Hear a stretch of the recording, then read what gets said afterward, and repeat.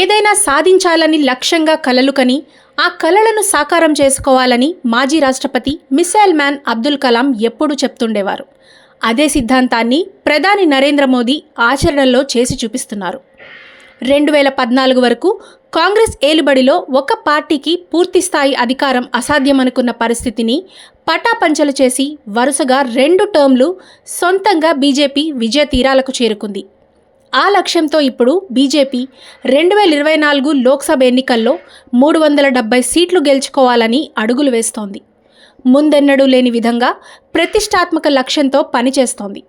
ఈ సంఖ్య 2019లో సాధించిన దానితో పోల్చుకుంటే 67 ఎక్కువ. బీజేపీ 370 సీట్లలో గెలుచుకోవడం ద్వారా ఎన్డీఏ పక్షాలు 400 మార్కును దాటడానికి సాధ్యమవుతుంది. లోక్సభలో 543 సీట్లు ఉండగా 2014-19లో బీజేపీ వరుసగా 282, 303 సీట్లు గెలుచుకుంది. ప్రధానమంత్రి నరేంద్ర మోదీ 370 లక్ష్యాన్ని జమ్మూ కాశ్మీర్లో తొలగించిన ఆర్టికల్ 370 తొలగింపుతో ముడిపెట్టారు. రెండోసారి అధికారంలోకి వచ్చిన వెంటనే 2019 ఆగస్టులో జమ్మూ కాశ్మీర్ రాష్ట్రానికి ప్రత్యేక హోదా కల్పించే రాజ్యాంగంలోని ఆర్టికల్ 370ని మోదీ ప్రభుత్వం రద్దు చేసింది. ఫిబ్రవరిలో జరిగిన బీజేపీ జాతీయ పదాధికారుల సమావేశంలో మోదీ కీలక వ్యాఖ్యలు చేశారు. 370 అనేది బీజేపీకి కేవలం సంఖ్య కాదు, ఇది లోతైన భావానికి ప్రతీక. మన దేశ ఐక్యతను కాపాడటానికి ఆర్టికల్ 370 రద్దు కోసం ముఖర్జీ అంతిమ త్యాగం చేశారు. ఆయనకు నిజమైన నివాళిగా బీజేపీ 370 స్థానాల్లో విజయం సాధించాలన్నారు.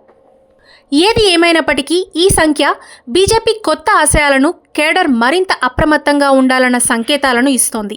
అయితే మరో 67 సీట్లు సాధించడం ఆ పార్టీకి అత్యంత కష్టమైన పని.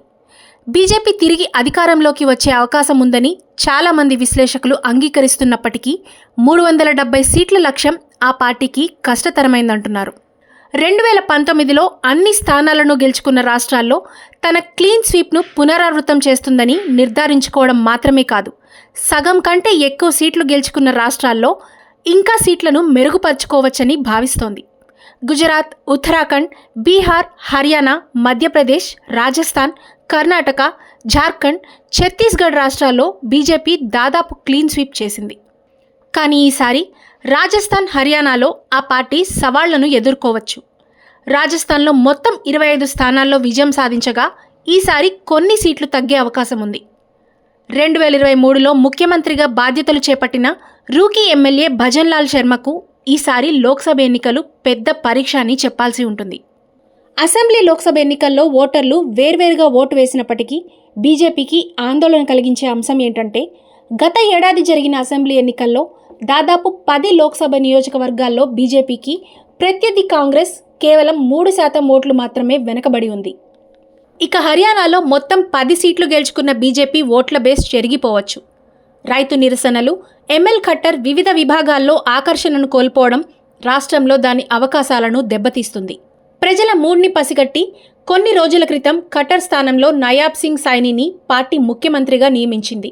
మహారాష్ట్రలో 48 స్థానాల్లో 41 స్థానాలు గెలుచుకున్న బీజేపీ శివసేనతో పాటు ఎన్సీపీని చీల్చిన తర్వాత కూడా బీజేపీ వైపు ఓటర్లు టర్న్ కావడం లేదన్న భావన ఉంది. ప్రతిపక్ష కూటమికి మద్దతు లభించడం బీజేపీ నేతృత్వంలోని కూటమికి సవాలుగా మారొచ్చు. 2019లో 80 సీట్లకు గాను 62 సీట్లు గెలుచుకున్న ఉత్తరప్రదేశ్ రామమందిరం సమస్య కారణంగా మరింత విస్తరించే బలమైన అవకాశాలను అందిస్తుంది. పశ్చిమ బెంగాల్లో మొత్తం 42 సీట్లలో 2019లో గెలిచిన 18 సీట్ల నుంచి తన సంఖ్యను మెరుగుపరుచుకోవడానికి బీజేపీకి అవకాశం ఉంది. దక్షిణాదిలో గత ఎన్నికల్లో వచ్చిన సీట్లకు తగ్గకుండా పనిచేయాలని ఆ పార్టీ భావిస్తోంది. 2019లో 25 స్థానాల్లో బీజేపీ ఒక్క సీటును కూడా గెలవని ఆంధ్రప్రదేశ్ టీడీపీ జనసేన పొత్తుతో 2-3 సీట్లను గెలవాలని యోచిస్తోంది. తెలంగాణలో 17 స్థానాలకు గాను గత ఎన్నికల్లో 4 స్థానాల్లో గెలవగా ఈసారి భారీగా సీట్లను గెలుచుకోవాలని చూస్తోంది. ఇక కర్ణాటకలో ఏం జరుగుతుందోనన్న ఉత్కంఠ బీజేపీలో ఉంది. జేడీఎస్తో పొత్తు పెట్టుకున్నప్పటికీ గెలుపుపై ఆ పార్టీలో క్లారిటీ మిస్ అవుతోంది. తమిళనాడు, కేరళలో 1 లేదా 2 సీట్లను గెలుచుకోవాలని పార్టీ యోచిస్తోంది. మొత్తం 543 సీట్లలో 370 సీట్లు బీజేపీకి దక్కేలా ప్రతి బూత్లో అదనంగా 370 ఓట్లు పోలయ్యేలా చూడాలని మోదీ ఓటర్లను కోరారు. 370 సీట్ల లక్ష్యాన్ని చేరుకునేందుకు బీజేపీ పార్టీ వనరులను సిద్ధం చేస్తోంది. గతంలో ఎన్నికల ప్రచారం కోసం దేశవ్యాప్తంగా 300 జిల్లాల్లో కాల్ సెంటర్లను ఏర్పాటు చేసింది. ఇప్పుడు 370 లోక్సభ స్థానాల్లో కాల్ సెంటర్లను ఏర్పాటు చేయాలని నిర్ణయించింది. ప్రస్తుతం 19,000 మంది పార్టీ కార్యకర్తలు రోజు 40 లక్షల మందికి పైగా ప్రజలకు చేరువవుతున్నారు. కొత్త కేంద్రాలను ప్రారంభించి రోజుకు 50 లక్షల కాల్ లక్ష్యంతో దాదాపు 21,000 మంది పనిచేస్తున్నారు. ఇప్పటికే 13 కోట్ల మంది లబ్ధిదారులకు పలు ప్రభుత్వ పథకాలను పార్టీ మ్యాప్ చేసి ఈ సంఖ్యను పెంచేందుకు ప్రయత్నిస్తోంది.